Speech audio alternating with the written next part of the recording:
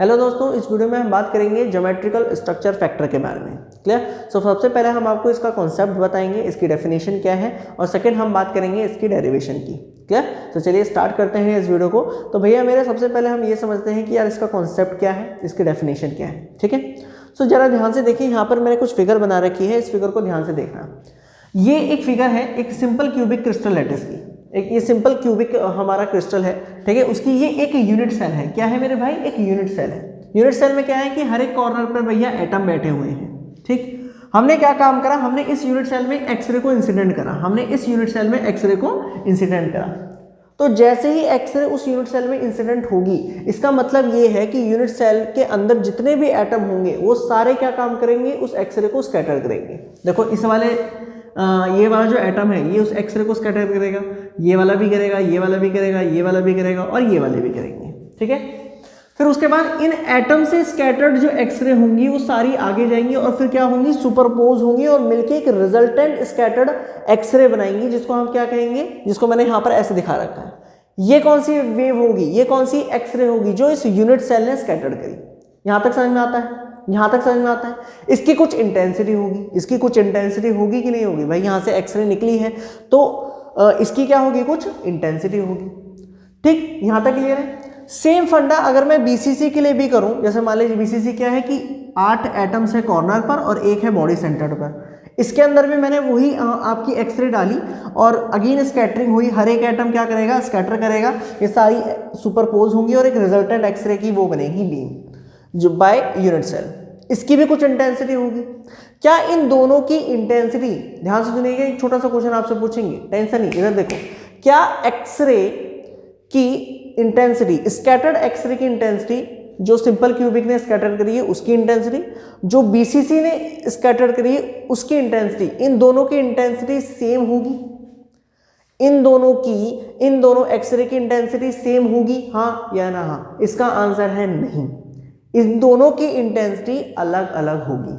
तो इससे समझ में क्या आया? इससे ये समझ में आ रहा है, ध्यान से सुनिएगा मेरी बात को, इससे ये चीज समझ में आ रही है कि जो इंटेंसिटी होगी स्कैटर्ड एक्सरे की बाय यूनिट सेल, मतलब एक यूनिट सेल जो एक्सरे हम डालेंगे और वो जो उसको स्कैटर्ड करेगा, तो उस स्कैटर्ड एक्सरे की जो इंटेंसिटी होगी वो किन चीजों पर डिपेंड करेगी, किन फैक्टर्स पर डिपेंड करेगी? वो डिपेंड करेगी, पहला atomic arrangement in unit cell. एक यूनिट सेल में एटॉमिक अरेंजमेंट कैसा होगा, एक यूनिट सेल में एटॉमिक अरेंजमेंट कैसा होगा उस पर डिपेंड करेगा। सिंपल क्यूबिक से जो एक्सरे स्कैटर होगी उसकी अलग इंटेंसिटी होगी, बीसीसी से जो एक्सरे स्कैटर होगी उसकी अलग इंटेंसिटी होगी, एफसीसी से जो एक्सरे स्कैटर होगी उसकी अलग इंटेंसिटी होगी। यहां तक क्लियर है? मतलब कि जो स्कैटर्ड एक्सरे होगी उसकी इंटेंसिटी डिपेंड किस पे करेगी कि यार एटम्स, जो एटम है वो उनका अरेंजमेंट कैसा है इन यूनिट सेल। ये वाला पॉइंट क्लियर है। सेकंड चीज देखिए क्या है, number of atoms present in unit cell. भाई ये वाला फैक्टर भी समझ में आता है कि इसमें नंबर ऑफ एटम्स कितने हैं, एक। भाई कॉर्नर पर अगर हम सबका कंट्रीब्यूशन माने तो 8 × 1 विच इज 1। यहां पर कितने एटम है, 2। तो मतलब कि एक यूनिट सेल में कितने नंबर ऑफ एटम्स है उस पर भी डिपेंड करेगा क्या, स्कैटर्ड एक्सरे की इंटेंसिटी, स्कैटर्ड एक्सरे की इंटेंसिटी। ये वाली बात क्लियर है। तीसरा टॉपिक क्या, तीसरा पॉइंट क्या है? तीसरा पॉइंट है type of atoms present in unit cell. ये भी डिपेंड करेगा भाई, ये भी डिपेंड करेगा, इस पे भी डिपेंड करेगा। मतलब एक यूनिट सेल में कितने टाइप के एटम्स हैं भाई। एक यूनिट सेल में क्या एक ही टाइप के एटम होंगे? ऐसा तो है नहीं, अलग अलग टाइप के एटम भी हो सकते हैं और अलग अलग एटम की अलग अलग स्कैटरिंग पावर होगी। किसी का एटॉमिक स्कैटरिंग फैक्टर ज्यादा होगा, किसी का एटॉमिक स्कैटरिंग फैक्टर कम होगा। अब ये मत कहना कि एटॉमिक स्कैटरिंग फैक्टर नहीं पता, अगर नहीं पता तो भाई उसकी वीडियो मैं बना चुका हूं, आप YouTube पे सर्च कर सकते हैं atomic scattering factor by RK physics point, तो वो वीडियो आपको मिल जाएगी। और मैं आपको छोटी सी रिक्वेस्ट करूंगा, पहले उस वीडियो को देखना, इस वीडियो को फिर देखना, क्योंकि दोनों वीडियो को एक साथ देखोगे तो मस्त समझ में आएगा, कतई मक्खन फील आएगा। लेकिन डायरेक्ट इसको देखोगे तो थोड़ी थोड़ी चीजें मैं उस वीडियो की यूज करूंगा। क्लियर? सो उस वीडियो को पहले जाके देख लो, ठीक है। थोड़ी सी लेंथी वीडियो है मैं जानता हूं, बट आपको फील आ जाएगा एटॉमिक स्कैटरिंग फैक्टर का, और उसको देखने के बाद इसे देखोगे तो पूरा पूरा फील आ जाएगा। क्लियर? यहां पर भी समझ में आ जाएगा, टेंशन नहीं लेने का, इस वीडियो में भी समझ में आ जाएगा, बट थोड़ा थोड़ा आपको चीजें समझनी पड़ेंगी। क्लियर है? इधर देखो। तो भाई अब तक हमने क्या डिस्कस करा, अब तक हमने ये डिस्कस करा कि एक यूनिट सेल है और जब हम उसमें एक्सरे डालते हैं तो वो एक्सरे को स्कैटर्ड करती है, और स्कैटर्ड एक्सरे की जो इंटेंसिटीज होगी वो पहला डिपेंड करेगी एटम्स के अरेंजमेंट पर, दूसरा डिपेंड करेगी नंबर ऑफ एटम्स पर प्रेजेंट इन यूनिट सेल, तीसरा डिपेंड करेगी एटम्स की स्कैटरिंग पावर पर, मतलब कि एटॉमिक स्कैटरिंग फैक्टर पर, टाइप ऑफ एटम्स पर। यहां तक क्लियर है? यहां तक क्लियर है? अच्छा, तो इसी चीज को समझाने के लिए, इन्हीं फैक्टर्स को एक्सप्लेन करने के लिए हम एक चीज हम डिफाइन करते हैं जिसको हम कहते हैं ज्योमेट्रिकल स्ट्रक्चर फैक्टर। ये एक ऐसा फैक्टर है जो बेसिकली क्या करता है, जो कंपेयर करता है, जो हमको ये बताता है कि इसकी जो इंटेंसिटीज होगी वो इन चीज़ों पर डिपेंड करेगी। ध्यान से सुनो, इसको डिफाइन कैसे करा गया फिर मैं और आपको समझाता हूँ। इसको डिनोट कर रहे हैं FHKL। HKL कोई प्लेन है भाई, यूनिट सेल के अंदर कोई प्लेन तो होगा ना, तो हमने उसका एक प्लेन ले लिया HKL, ठीक है, which is equal to amplitude of radiation scattered by unit cell. एक यूनिट सेल से जो एक्सरे निकल रही है, जो स्कैटर्ड एक्सरे निकल रही है, उसका एम्पलीट्यूड डिवाइड में amplitude of radiation scattered by an electron. एक इलेक्ट्रॉन से जब हम, एक इलेक्ट्रॉन है उसमें हमने एक्सरे डाली, एक्सरे स्कैटर्ड हो गई, तो उसका एम्पलीट्यूड, और एक यूनिट सेल है उसमें हमने एक्सरे डाली और उसने स्कैटर्ड कर दी, उसका एम्पलीट्यूड। दोनों को हम कंपेयर करेंगे तब हमें ये उसके रेशियो को हम कहते हैं ज्योमेट्रिकल स्ट्रक्चर फैक्टर, ठीक है, geometrical structure factor. Geometrical structure factor basically क्या है, वो बेसिकली एक कंपेयर करता है कि यार इलेक्ट्रॉन की रिस्पेक्ट से ये यूनिट सेल इतना स्कैटर करती है, इलेक्ट्रॉन के रिस्पेक्ट से ये यूनिट सेल जो है वो इतना स्कैटर्ड करती है, मतलब कि एम्पलीट्यूड को, इंटेंसिटीज को हमने क्या करा है, कंपेयर करा है, ठीक है। जैसे एटॉमिक स्कैटरिंग फैक्टर में हमने क्या काम करा था, एक एटम से जो स्कैटर्ड एक्सरे थी उसकी इंटेंसिटी हमने कंपेयर करी थी इलेक्ट्रॉन से, क्योंकि इलेक्ट्रॉन हमने स्टैंडर्ड माना है भाई। जैसे लेंथ को नहीं मेजर करते, जैसे लेंथ को हम मेजर कर लेते हैं, 1 सेंटीमीटर ले लिया, अब 1 मीटर, मान लो 1 मीटर ले लिया, 1 मीटर स्टैंडर्ड ले लिया, तो 1 सेंटीमीटर उससे छोटा है, 1 किलोमीटर उससे बड़ा है। ऐसे हमने क्या काम करा, एक इलेक्ट्रॉन रखा, उस पर एक्सरे डाली, उसका एक एम्पलीट्यूड देख लिया, स्कैटर्ड एम्पलीट्यूड। अब उस एम्पलीट्यूड से हम क्या काम कर रहे हैं, एटम के एम्पलीट्यूड को भी कंपेयर कर रहे हैं और यूनिट सेल से भी कंपेयर कर रहे हैं। क्लियर? अगर एटम से कंपेयर करेंगे तो atomic scattering factor, unit cell से कंपेयर करेंगे तो ज्योमेट्रिकल स्ट्रक्चर फैक्टर। क्लियर है? ये फैक्टर और बहुत सारी चीजें भी बताता है मेरे भाई। ये जो फैक्टर है ये तक बताएगा कि यूनिट सेल, मतलब कि अलग अलग यूनिट सेल में इसकी अलग अलग वैल्यू आएगी, जो हमको ये बताता है कि भाई जो एक्सरे, जो स्कैटर्ड एक्सरे का एम्पलीट्यूड जो होगा वो टाइप ऑफ यूनिट सेल पर भी डिपेंड करेगा। यहां तक क्लियर है? यहां तक क्लियर है? अच्छा, तो भाई हमें क्या काम करना है, इसकी हमें करनी है डेरिवेशन। इसकी हमें क्या करनी है, डेरिवेशन, मतलब एक फॉर्मूला निकल कर आएगा और फिर उस फॉर्मूले में, ध्यान सुनना, उस फॉर्मूले में बहुत मजेदार बातें निकल कर आएंगी। टेंशन नहीं लेने का, उसमें बहुत मजेदार बातें निकल कर आएंगी और पूरा फील आएगा आपको कि अच्छा यार ये है ज्योमेट्रिकल स्ट्रक्चर फैक्टर। क्लियर? तो अब इसकी डेरिवेशन करते हैं। तो चलिए हम डेरिवेशन करते हैं ज्योमेट्रिकल स्ट्रक्चर फैक्टर की। क्लियर? तो ये मैंने एक सिंपल नॉर्मल एक यूनिट सेल बनाई है और हर एक एटम को हमने क्या दे दिया, एक उनका स्ट्रक्चर फैक्टर दे दिया, F1, F2, F3, F4, N5 and so on, ठीक है। और यहाँ पर मैंने एक रैंडम में क्या कर दिया, सेंटर पे एक इलेक्ट्रॉन रख दिया, इलेक्ट्रॉन पे एक्सरे जाएगी और एक्सरे क्या होगी, रिफ्रैक्ट होगी, मतलब कि स्कैटर्ड होगी, और हर एक एटम भी एक्सरे को क्या करेगा मेरे भाई, स्कैटर करेगा।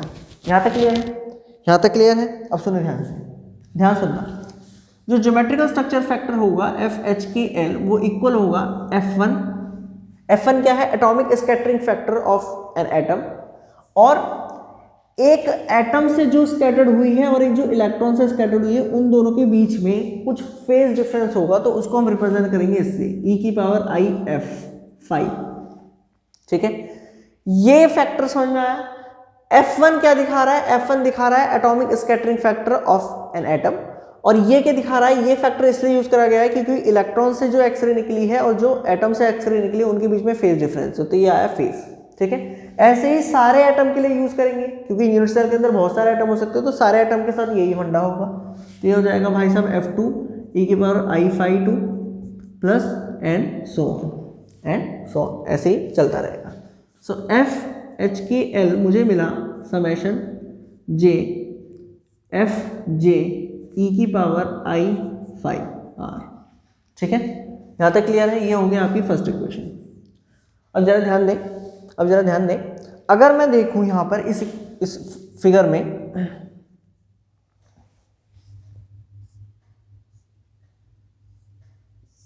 तो मैं किसी भी ओरिजिन को लेकर, ध्यान सुना, किसी भी ओरिजिन को लेकर अगर मान लीजिए मैं क्या काम करता हूँ, कोई भी पोजीशन वेक्टर डालता हूँ किसी भी एटम की तरफ, मैं क्या करता हूँ, कोई पोजीशन वेक्टर डालता हूँ ऐसे आर वेक्टर।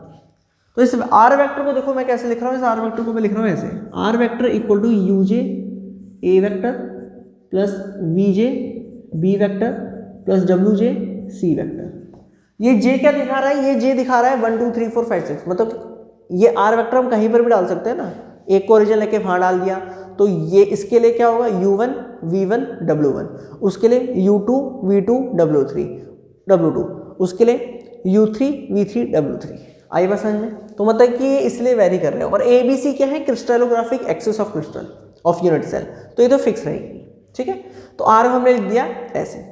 यहां तक क्लियर है? जो फेज डिफरेंस होगा एक एटम और एक इलेक्ट्रॉन के बीच में, मतलब कि एटम से जो एक्सरे स्कैटर्ड हुई है और जो इलेक्ट्रॉन से एक्सरे स्कैटर्ड हुई है, उनके बीच में फेज डिफरेंस कितना होगा, तो ये मैंने एटॉमिक स्कैटरिंग फैक्टर वाली वीडियो में निकाल चुका हूं। ठीक है, तो मैं अभी यहाँ डायरेक्ट यूज करूंगा। क्लियर? तो देखें ध्यान से क्या होगा फेज डिफरेंस, तो फेज डिफरेंस होगा 2 pi by lambda are vector dot N vector. ये एन वेक्टर क्या है? ये एन वेक्टर एक वो वेक्टर है जो इस प्लेन के एच के एल प्लेन के परपेंडिकुलर होगा। ठीक है, अच्छा, ये हो गई आपकी सेकेंड इक्वेशन। तो भाई मेरे हमें क्या काम करना है, इसकी ये वैल्यू को मैं यहाँ डाल दूँ, मतलब कि फाई आर के प्लेस में मैं क्या डाल सकता हूँ, ये डाल सकता हूँ, तो मुझे मिलेगा एफ एच के L equal to summation J F जे ई की power I 2 pi by lambda are vector dot N vector. ये हो गई आपकी तीसरी इक्वेशन। तो मुझे क्या काम करना है, मुझे अब इसकी वैल्यू को फाइंड आउट करना है। मुझे क्या काम करना है, मुझे इसकी वैल्यू को फाइंड आउट करना है। ठीक है, कैसे करेंगे, तो देखिए जरा, according to Laue's equation a vector dot N vector किसके इक्वल होता है, एच लैम्डा के। B vector dot N vector किसके इक्वल होता है, के लैम्डा के। और c vector dot N vector किसके इक्वल होता है, एल लैम्डा के। ये लाउस इक्वेशन है। ठीक है, अगेन इसके ऊपर भी मैं एक वीडियो बना चुका हूं, सो इस वीडियो को भी अगेन आप यूट्यूब में सर्च कर सकते हैं, Laue's equation by R K physics point, तो वो वीडियो आपको मिल जाएगी। ठीक है, so A dot N cap equal to H lambda, B dot N vector equal to K lambda, C dot N vector equal to L lambda. H के L again इस plane के मिलर इंडिसेस हैं या फिर intercepts हैं। Lambda आप जानते हैं, ए बी सी आप जानते हैं, एन जानते हैं। ठीक है, अब जरा देखें ध्यान से, अगर मैं आपसे पूछूं आर डॉट एन किसके इक्वल होगा, आर के प्लेस में मैं ये लिख सकता हूं, तो देखो जरा, u j a vector plus we j b vector plus W J C vector dot n. मैं इसको अंदर लेकर आऊं तो ये मिलेगा you j a vector dot N vector plus we j b vector dot N vector plus W J C vector dot N vector. ये clear है?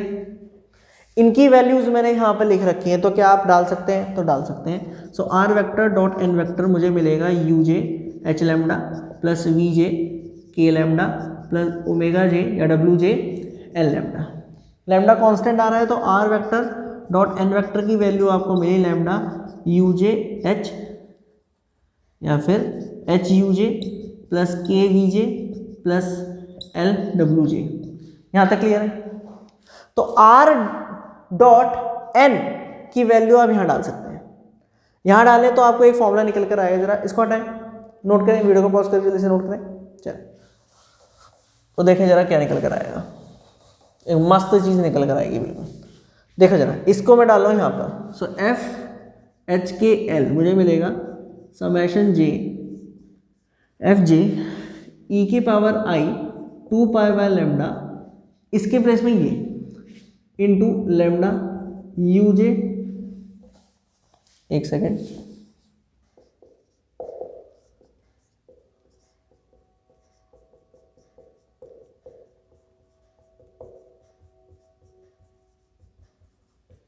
एल। सो लैम्डा से लैम्डा कैंसिल, लैम्डा से लैम्डा कैंसिल, सो मुझे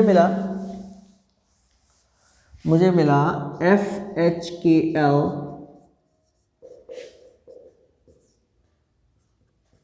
to pi UJH plus VJK plus WJL। यहाँ तक clear है? यहाँ तक क्लियर है? अच्छा, तो ये निकल कर आया भाई हमारा ये इक्वेशन। ठीक, अगर मैं इसको ऐसे भी तो लिख सकता हूँ, इसको ऐसे भी लिख सकते हैं, देखो जरा ध्यान से,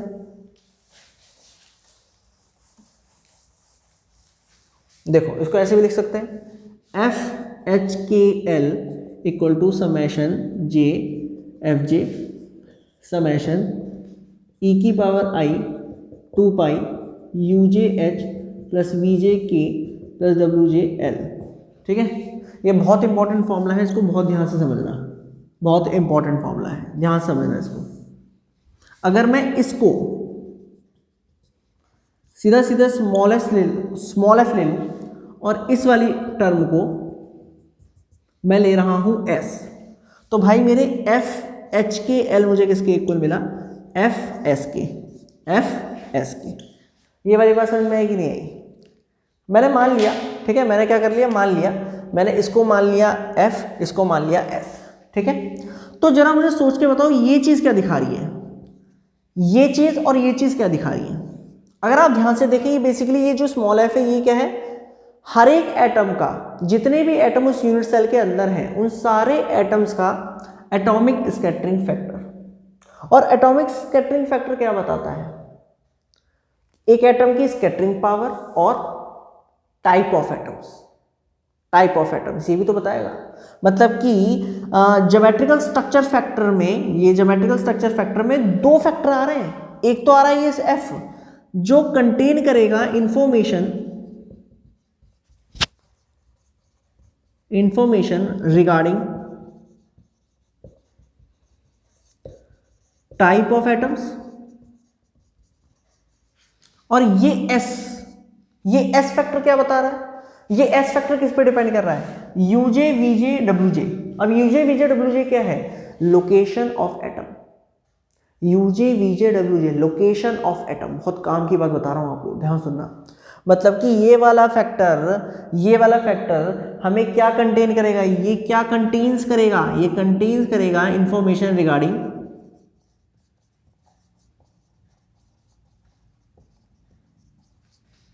location of atoms in unit cell. So आपका ज्योमेट्रिकल स्ट्रक्चर फैक्टर, जैसे मैंने आपको शुरुआत में बताया था कि ज्योमेट्रिकल स्ट्रक्चर फैक्टर बेसिकली उन जो भी चीज़ें डिपेंड करती हैं, मतलब कि यूनिट सेल से जो एक्सरे स्कैटर्ड हो रही है उसकी इंटेंसिटी किन फैक्टर्स पे डिपेंड कर रही है, वो सारे फैक्टर्स इसमें आ रहे हैं। पहले मैंने आपको बताया था कि एटम्स का अरेंजमेंट वो इसमें आ गया, टाइप्स ऑफ एटम्स वो इसमें आ गया।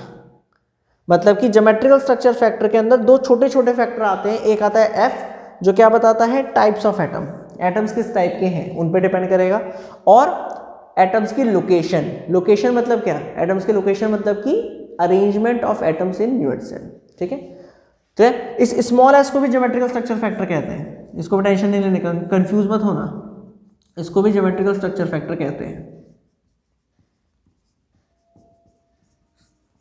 क्यों? क्योंकि ये बेसिकली एक यूनिट सेल का स्ट्रक्चर बताने में बड़ी मदद करता है। अब इसको मैं समझाता हूँ, जरा इसको नोट करना चाहते हैं, नोट कर सकते हैं। चलें,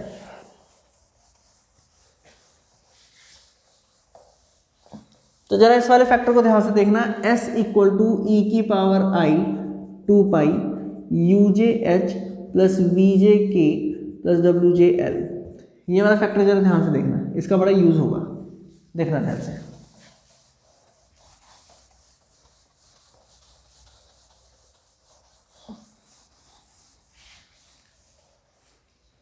देखना ध्यान से। अगर मैं बात करूं for simple cubic, for SC simple cubic, तो एक सिंपल क्यूबिक में नंबर ऑफ एटम्स कितने होते हैं? एक सिंपल क्यूबिक में नंबर ऑफ एटम्स कितने होते हैं? 1।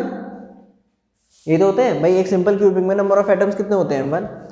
और वो एक एटम को मैं ओरिजिन पे रखूंगा, मतलब कि अगर मैं इस एटम की लोकेशन आपसे पूछूं तो क्या होगी? 0 0 0, मतलब यहाँ पर यूजे की वैल्यू 0 हो गई, वीजे की वैल्यू 0 हो गई, डब्ल्यूजे की वैल्यू 0 हो गई।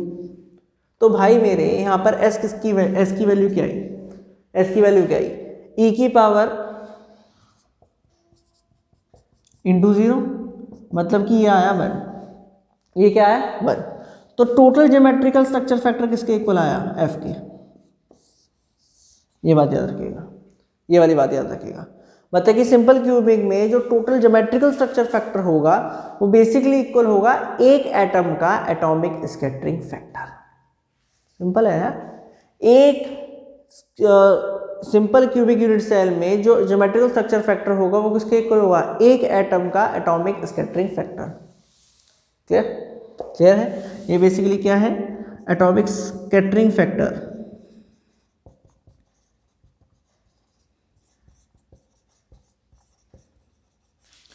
या तो आप एक यूनिट सेल में, मतलब कि एक सिंपल क्यूबिक यूनिट सेल में एक्सरे डालो, इसका मतलब और मैं आपको समझाता हूँ। जैसे एक यूनिट सेल है, सिंपल क्यूबिक यूनिट सेल है, उसमें आपने एक्सरे डाली और आपको इंटेंसिटी मिली आई, आपको इंटेंसिटी कितनी मिली आई, ठीक। वही मान लो यहाँ पर सारे एटम सेम है, यहाँ पर सारे एटम क्या है, सेम है। हमने क्या काम करा, इसमें इसके एक पूरे एटम को लिया और इसमें भी वही एक्सरे डाली, यहाँ पर भी एक्सरे स्कैटर्ड हुई, तो यहाँ पर भी आपको आई इंटेंसिटी ही मिलेगी। इसका ये मीनिंग है, इसका ये मीनिंग है कि पूरे एक एटम में एक्सरे डालो तब भी इंटेंसिटी आई मिलेगी, या एक यूनिट सेल में डालो तब भी इंटेंसिटी आई मिलेगी, ठीक है। अच्छा, सेकंड बात करते हैं बीसीसी। सेकंड किसकी बात करते हैं, बीसीसी। तो अगर मैं आपसे पूछूं बीसीसी के बारे में, किसके बारे में, BCC, for BCC number of atoms कितने होते हैं, 2। एक कॉर्नर्स का मिला लेते हैं, एक सेंटर का मिला लेते हैं। लेट्स से कॉर्नर एक, उनकी पोजीशन कितनी होगी, एक की पोजीशन 0 0 0, एक की पोजीशन 1/2 1/2 1/2।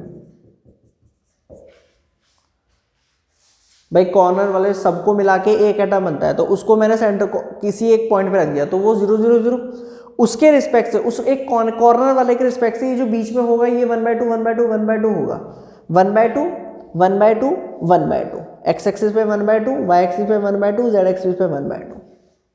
क्लियर। एस निकालते हैं जरा भाई। तो इसके लिए अगर मैं एस देखूं तो कितना आएगा, 1। इसके लिए एस देखूं तो कितना आएगा, ई की पावर आई 2 पाई, यूजे के प्लेस में 1/2 h/2 plus k/2 plus l/2। तो भाई साहब एस कितना आया, ई की पावर आई पाई h प्लस के प्लस एल। ये तो आया। दोनों को क्या कर देंगे, ऐड कर देंगे, टोटल एस किसके इक्वल आएगा। मतलब कि अगर मैं आपसे टोटल एफ एच के एल पूछूं तो होगा एफ 1 प्लस ई की पावर आई पाई एच प्लस के प्लस एल।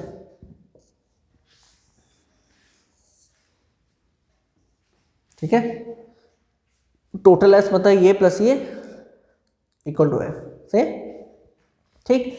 सो अगर आप ध्यान से देखें, अगर एच के प्लस एल, सुनो ध्यान से, इवन आता है, अगर एच प्लस के प्लस एल आपका क्या आता है, इवन आता है तब, और एक आपका आता है ऑड इंटीजर।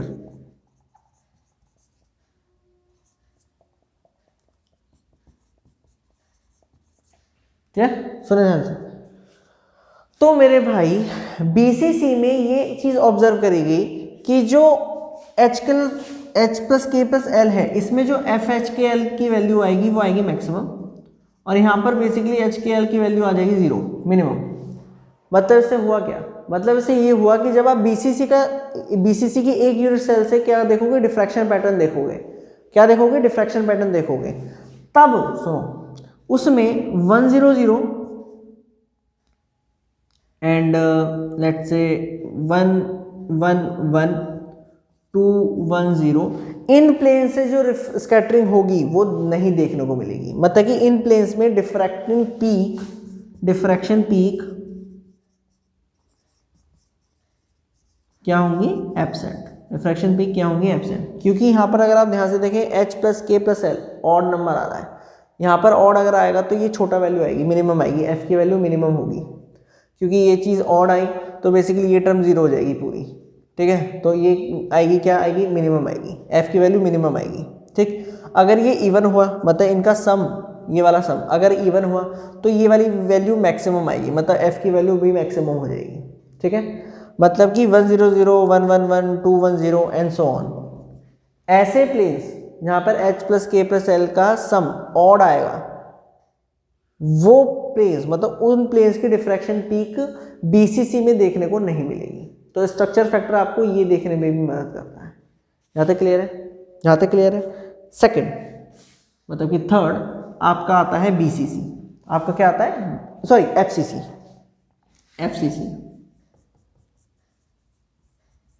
FCC में कितने नंबर ऑफ एटम्स होते हैं? 4। एक हो गया 0,0,0, एक हो गया 1/2 1/2 0, एक हो गया 0,1/2 1/2, एक हो गया 1/2 0, 1/2। ये 3 पोजीशन हो गई। उसका S1 निकलेगा, S2 निकलेगा, S3 निकलेगा, S4 निकलेगा। हर एक S को प्लस करेंगे, हर एक S को क्या करेंगे? प्लस करेंगे। जैसे मैं दिखाता हूँ, इसका S तो 1 हुआ, इसका S कितना आएगा? e⁻i2π हो रहा फॉर्मूला। तो H UJ के प्लेस में 1/2, VJ के प्लेस में 1/2, WJ के प्लेस में 0। तो ये कितना है? H/2 plus K/2। तो 2 से 2 कैंसिल, तो डायरेक्ट लिख दूँ। तो इसका ऐसा आएगा e⁻i⁻h प्लस k। समझ में आया? समझ में आया? इधर देखो, इसका देखो e⁻i, h का 0 है तो k प्लस l, इसका i⁻h प्लस l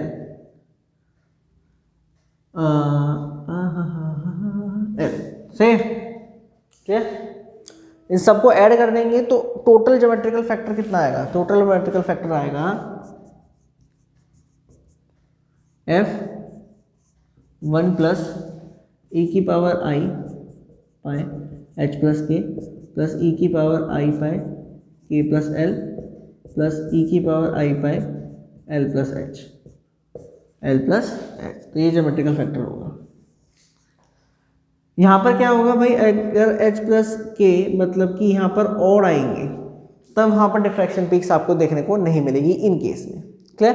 तो इस ज्योमेट्रिकल स्ट्रक्चर फैक्टर आपकी इसी काम में मदद करता है कि भाई ज्योमेट्रिकल स्ट्रक्चर फैक्टर आपको पता है तो आप ये फाइंड आउट कर सकते हो कि यूनिट सेल FCC है, BCC है या फिर वो है। आप डिफ्रैक्शन पैटर्न देख लेते हो, अगर डिफ्रैक्शन पैटर्न में ऐसे प्लेन्स का डिफ्रैक्शन नहीं हो रहा तो इसका मतलब BCC है। अरे बस समझ में क्लियर है? तो कुछ इस तरीके से हम यूज करते हैं ज्योमेट्रिकल स्ट्रक्चर फैक्टर का। क्लियर? सो इस वीडियो में हमने बात करी ज्योमेट्रिकल स्ट्रक्चर फैक्टर की डेफिनेशन और उसकी derivation. Clear? So I hope आपको ये वीडियो पसंद आई हो। क्लियर? इस वीडियो में इतना ही। Thank you so much.